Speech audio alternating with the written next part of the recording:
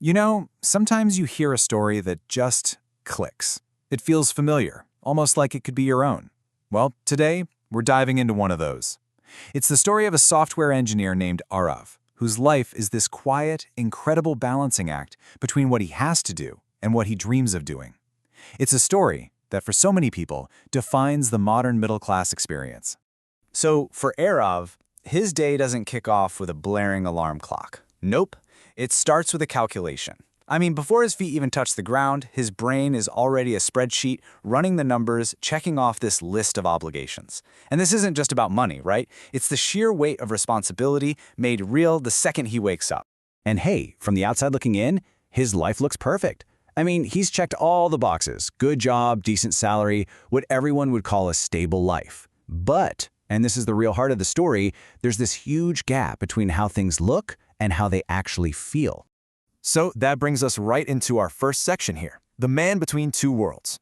We're going to dig into what that word, stability, really means when it feels like you're balancing on a knife's edge, and just how heavy that feeling can be. Think about this. Every single morning, he puts on his company ID card. It's a perfect symbol for his life, isn't it? On one hand, it's his ticket to a secure job, but on the other, it feels like an identity tag. He's the guy who writes perfect code, tackles the bugs nobody else wants, stays late. He's doing everything right. And yet, that feeling of being safe but stuck, it just won't go away. Okay, so this slide really breaks it down, showing the two completely different lives Arav is living at the same time. You've got the official story, the one he tells everyone. And then there's what's really going on inside. See, he's not just doing good work. He's becoming a pro at smiling through letdowns. And he's not just taking care of his family, he's basically a shield, protecting their peace by hiding all his own stress. And that gap we just talked about, that's exactly what creates this feeling of being safe but stuck. So now let's dive into the silent, everyday pressures that are, well, building the walls of this cage around him. 6%. Just let that sink in. After an entire year of grinding, of being the go-to guy for the impossible problems, all his hard work gets boiled down to that one single number. It's so impersonal. It doesn't even begin to cover what he put in. And what can he do? He smiles. That's the rule, right? In his world, you just learn to swallow that disappointment and keep going. And it's not just pressure from the job itself. Oh no, even lunchtime becomes this minefield. You know the feeling? His colleagues are all chatting about their amazing foreign trips or the new car they just bought.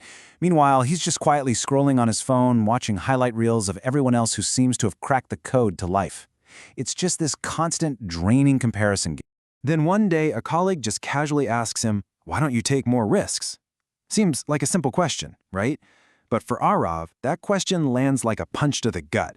It hits on everything he's dealing with, and there's no way he can unpack all of that over a sandwich.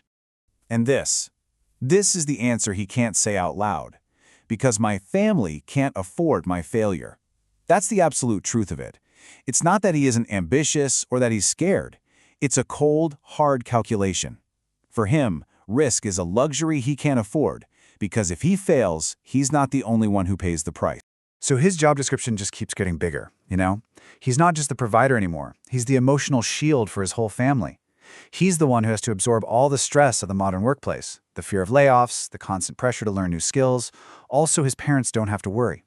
It's like working a second job, one that's completely invisible and totally exhausting. But you can't live like that forever. That kind of silent pressure, it's just not sustainable. Something has to change. And this is the turning point. This is the moment where Arav stops just reacting to his life and starts actively building a new one. He becomes the quiet architect. And his master plan? It wasn't some crazy, life-altering event. It was actually beautifully simple. It was all about small, consistent steps. Learn one new skill, start one small side project, and dedicate just 1 hour a day to it. That's it. 1 hour, squeezed out of a day that was already draining him. And the way he did it is so important. We live in this age where if you don't post about it, it didn't happen, right? But Arav's journey was the complete opposite.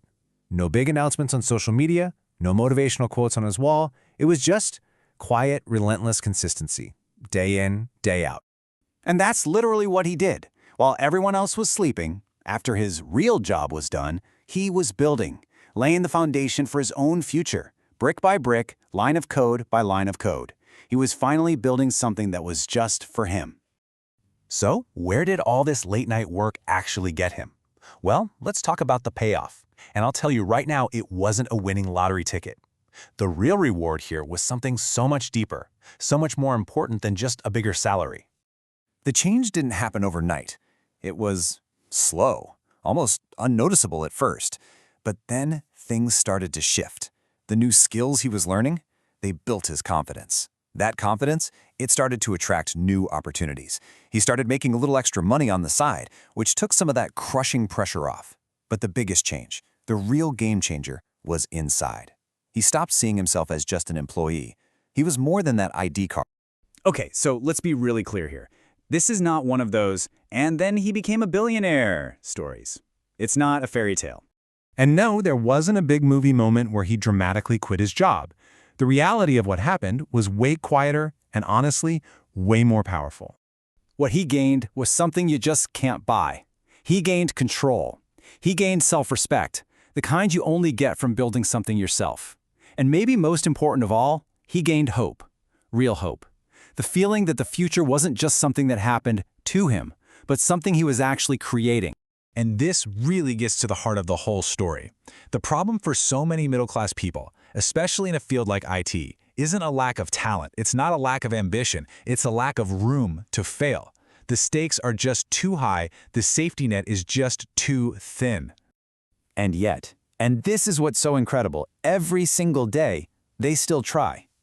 Millions of people just like Arav get up, face that pressure, and they build anyway.